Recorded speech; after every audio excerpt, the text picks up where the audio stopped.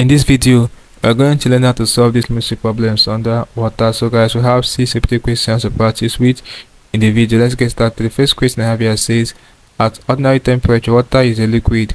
Why hydrogen sulfide is a gas? This is because water has option A, ionic forces between its molecules, weak intermolecular forces holding its molecules together, induced dipole forces between its molecules, strong hydrogen bonds holding its molecules together. So right answer is option D, which is strong hydrogen bonds holding its molecules together. So that's it for this question. The next question will be this one. It says a sample of air that has been passed through caustic potash will have no action on lime water. That's option A. Option B, contain more oxygen than nitrogen, rekindle a glowing plate, contain no water vapor. The right answer is option A. It will have no action on lime water. Next question will be this one. It says when a sample of water was boiled, it lathered more readily with soap. It can be concluded that the sample most likely contained were magnesium tetraoxosulfate, 4 suspended solids, organic impurities, calcium hydrogen triazocarbonate 4. So right answer is option D, calcium hydrogen triazocarbonate 4. So this question we are dealing with involves temporary hardness of water.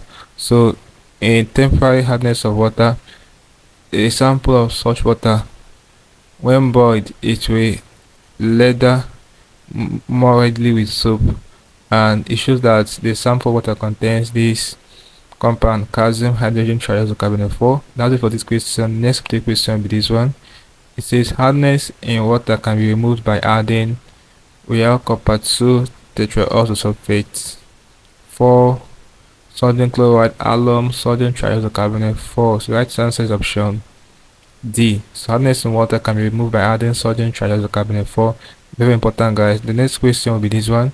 It says two metallic ions commonly present in hard water are, so they are basically magnesium ion and calcium ion. Guys, take note of this question. Oftentimes it gets repeated.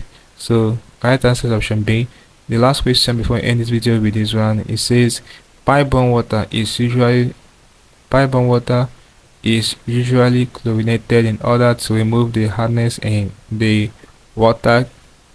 Clear? No. Coagulate sediments in the water. No. Kill harmful bacteria in the water. Yes. So this is the right answer. Option C, hardness. Option C, chlorinated pipe-borne water is usually done to kill harmful bacteria in the water.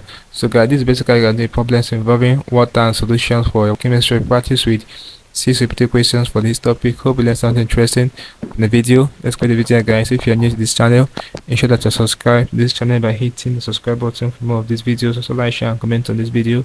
Tell me how you feel for what you learned from this video. If you seem to have any specific questions to ask regarding what I talked about in this video, feel free to leave your question in the comment section below, and I'll ensure to give you a response. Also ensure that you're part of the channel membership by clicking on the join button. You're getting premium information to help you to excel in your exams and writing. Alright, so having done this, click on the screen above, and I see you in the next video. Thanks for watching.